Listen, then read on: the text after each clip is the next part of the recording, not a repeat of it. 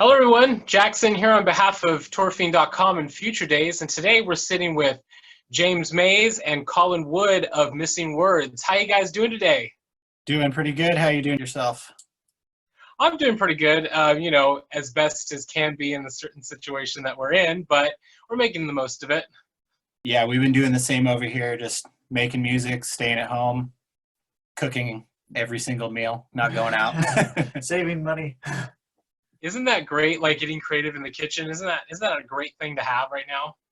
It totally is. Yeah, luckily my wife is really good at cooking, and she does like a lot of like vegan stuff, and I get to mix like what she does with the random things that I can put together. So there's a good collective over here of a bunch of amateur chefs trying to help each other out. Well, I'm sure it's a match made in heaven. Yeah. Okay, so today we're going to ask you guys a few questions and see where it goes from here. You guys ready to get into it? Sure, sounds good to me. All right, let's do it. What are your top 3 moments performing live? Probably our first top is probably when we got to play at the observatory in Santa Ana with Chad Valley.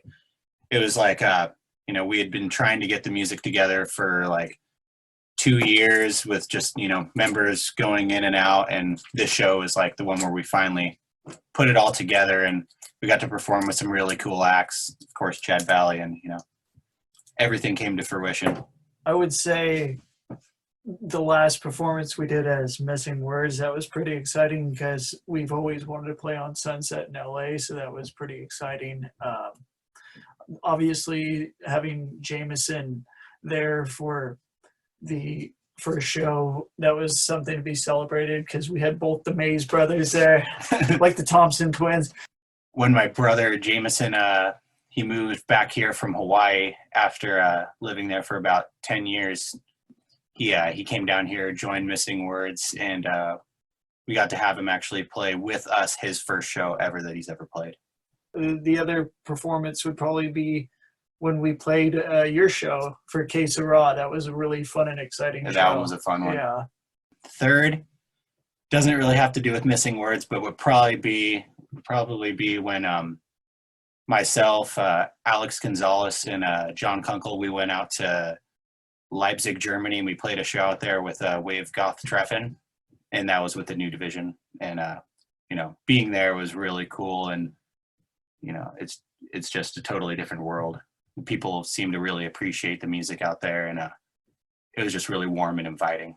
And then I guess I would say this is when me and James first played. We played at a coffee shop together a long time ago. We were really wanting to play some music, and we did some early Missing Words demos at a coffee shop. Yeah, we played My Passenger, but the funny thing was you're supposed to go up and just play like a 3-minute song, and most of the people are going up there with like acoustic guitars and stuff, and we show up with like keyboards, guitars, like, and all this stuff, and they're like, what's going on? Like, what's going on here? We took like 10 minutes to set up, and the lady that was putting on wasn't very happy, but everyone enjoyed it after we played. Yeah. Thank you so much for sharing that with us. Isn't that amazing, like all of these little experiences and memories that you guys have that you've done over the years? Tell me, how long has Missing Words been together? It's been probably about 6 years. 6 years, and then me and James have been playing together since I first met him. So yeah, that was when he was like 16 years old. Yeah, a long time ago. So maybe, about 10 years we've known each other. So for a long time, Missing Words was like just kind of stuff, I would just have it on my computer, but I'd never really do anything with it. I was never really that confident in it. And, just over the years, slowly practicing and meeting new people that like taught me different techniques and stuff, I got the confidence to see what I could actually do with it. And I don't think that we really ever did anything with it until probably like 2016 or. Yeah. There was a lot of prep going into it. There was a lot of prep and a lot of me self-doubting. But, I got over that because of this guy. He just told me, get it going, Well, see, you just got to push through that and make it happen. You just got to do it. You Exactly. Get up and do it. And a lot of people, a lot of artists, I'm sure, they have a lot of things they work on over the years that they're really proud of themselves, but they don't know sometimes how other people are going to perceive it. So Exactly. kind of just maybe I'll shelve this for later, or maybe I'll put this out soon, or I don't know, maybe I'll put it out a year from now. I don't know. But sometimes you just got to just go, you know what? I'm just going to pretty much what happened. Once we released the first song and it got on New Retrowave, I was like, oh, maybe I shouldn't have been so nervous about releasing music like this whole time, I was like, I guess people actually are going to enjoy it. So then I think that gave us the confidence to just start pushing them out, Yeah. Well, I know I'm a fan of it, and there are a lot of people out there who are a fan of it as well. So thank you for that. Of course, thank you. What would you say is your favorite album/EP that you guys have worked on? As much as I loved working on Memories, I definitely enjoyed writing Moment to Moment. I feel on that album I just kind of like let go and let the music come to me naturally, kind of like not really caring about what it was going to sound like. It was just like I would write lyrics and then just go into the studio like maybe at like 3 a.m. after getting off work and just kind of whatever came to me, With Memories, I definitely sometimes feel like I was kind of trying to get like a perfect formula, but with Moment to Moment, I just kind of let go and let everything come. Yeah, I'm gonna have to agree with him on that. Most of the primary songwriting, all the primary songwriting for Moment to Moment was done by him, and I think it helped flourish a concise vision. Memories was kind of a two-part thing. Yeah, we worked together a lot on that, and then John Kunkel of the New Division actually helped out quite a bit on that album. Yeah, and that's like when I was first kind of coming into making electronic music and stuff, and I had a lot of ideas laid out for Memories, like synth parts, guitar parts, and I just didn't really know where to go with it. And I went to John, and John kind of just was like, "Hey, let's do this with it," and he helped kind of concentrate it, and then it went from there. So he helped to kind of guide it, guide that passion and that fire and that drive you guys had in yourself with that new music of yours. What was the drive behind getting you into making music and performing live? I definitely say the drive started when I was in 8th grade. I took a band class and I learned how to play the trumpet for a little bit. And I was in the class and playing the trumpet, and I saw there was another kid in the class and he was playing guitar, and I was like, that looks way cooler. I'd rather do that. So I went and made friends with this guy. His name was Bijan. He's like an old friend. We played in bands and stuff in high school, and he kind of taught me how to play guitar, and through him and just going through bands throughout high school, we got it going. And then I met him and we started putting stuff together. We went through about 3 or 4 different projects before Missing Words materialized. We were playing many different genres. The one I like to forget about was the metal phase I was going through. I was a young teenager, but as my music interest started to change, we were playing like indie, post-punk, more things along that line with a couple other people. And then we got into the electronic thing. I noticed one day that James was playing a lot more synth because he was becoming a solo songwriter. And I was like, here's this movie Drive. And this was before I knew about New Retrowave. And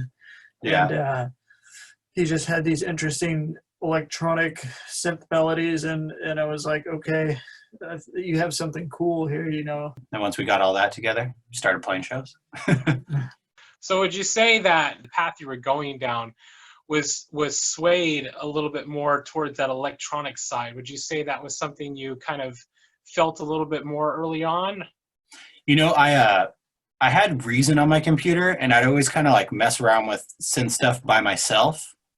But with the people that I was playing music with, it was more always indie rock, like bands like Waves or Elliott Smith and Cold War Kids, like that kind of stuff. But on the side, I was always making electronic music, but I didn't really think anyone would be interested in it because I wasn't very good at it. But I always kind of, in my head, I always wanted to go more that route. But I just wasn't fully developed enough to dive into it yet. And it seems like Missing Words finds that direction that, you know, where these two sides are able to come together. Like you have your influences of post-punk and stuff like that that kind of meld together really well with the electronic music, where it's very feeling oriented, very emotional type music. Definitely. I usually still end up starting a lot of my songs with real bass or guitar, and then kind of like I'll come up with a melody and then I'm like, you know, well, what synths would go along with that? And then I might end up even dropping out all of the guitars or all of the live instruments, and it just becomes a full synth song. Some of the songs I've started on acoustic guitar, come up with the chords, write the lyrics, and it's a full folk song. And then I'll turn that song into some of the songs that are on Moment to Moment. That's what I think is the best thing, when you can play any type of song, an electronic song on a real live acoustic instrument. It'll make the song sound better. Every Night and Breathe In were both written like that. It's that direction you go with that instrument, like finding that sound on that instrument first before you overlap with before you build on top of it with the electronics and the other pieces. You know what? It was kind of funny that you mentioned this a little bit earlier, Colin. Your metal side. Yeah. So really quick, I just want to ask, like, you know what would be really funny? Like, would you guys ever consider putting metal into the electronic music ever? Funny you mentioned that, because on the first EP, there's a pretty ripping guitar solo from James Meays right over here. So, I believe part of what you do for work, you make samples, and you're working on a dark wave sample pack, aren't you? Yeah, I do some sample packs, and I was actually. It's funny. He has like a seven-string, like a seven-string like Ibanez or something like that. Somewhere around the studio, and I was trying to use it, and I was putting it in like drop tunings and trying to come up with some stuff. So yeah, I've tried it. Well, I look forward to hearing some of that sometime. When it comes out, I'll send it over for you to check out. Sounds good. Thank you. What are you guys looking forward to accomplishing the most moving forward? You know, I definitely say once this whole thing blows over or whatever, you know. Playing more shows, getting the band to as many ears as possible, hopefully going on tour, finishing up a 5-track EP that I'm actually in the process of finishing right now. That's kind of funny. Right before you called, that's actually what we were doing right now. It's been a very collaborative process on this. James is definitely letting us all. I've been a little bit more open to letting other people touch the music on this one. Like on Moment to Moment, like he was saying, I kind of like was like keeping it to myself. I was like, everyone stay away. I want to do this. But on this one, like even I let my little brother write one of the songs that's going to be on the album it's called Lost Sight. He wrote all the lyrics. He wrote most of the keyboard parts. I just kind of helped guide him like through like the process of the writing. And then I sang it. And then he's helped me with another one that we've been working on. He actually helped write some of the lyrics and some of the melodies. So I've been a little bit more open this time around to, you know, letting other people participate. We got our drummer working on one too. Yeah, we got Alex Gonzalez. We're waiting, but he's supposed to be programming some drums for some songs. Yeah, but it's exciting. These are some of what I feel I really like the album. I like all the work that we've done, and I really like the new songs on this new album. It's like a new experience, you know. Going a little bit more electronic with this one, a little bit more like ambient. There's still definitely some like darker tones and like uplifting tones, but definitely a little bit of a newer sound, probably close to the way that like the song Moment to Moment was on the last album, going a little bit, pushing that direction a little bit harder. And would you say opening up has helped with the creative process behind all of that?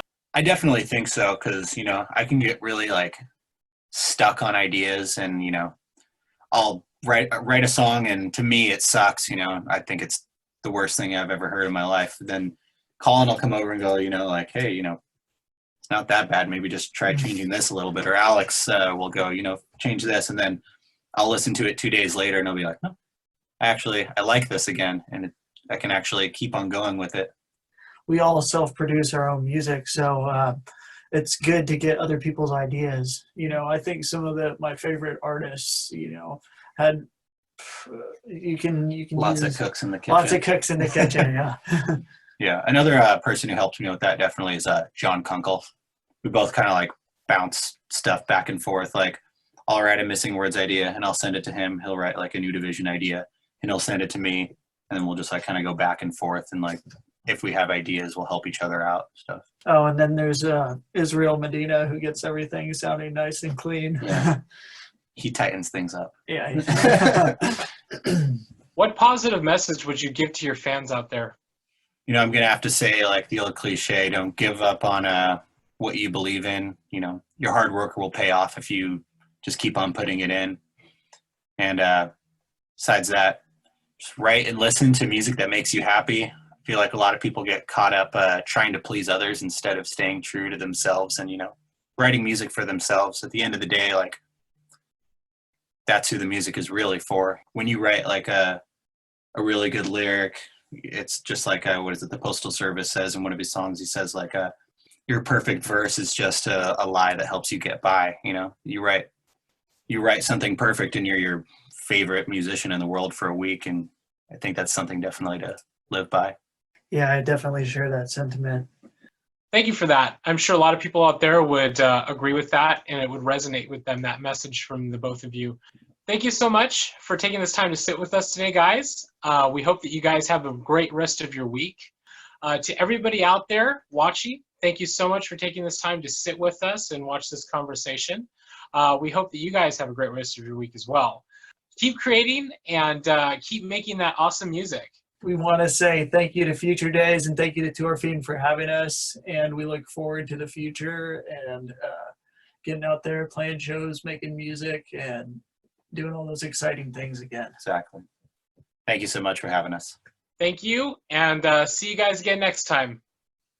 Later.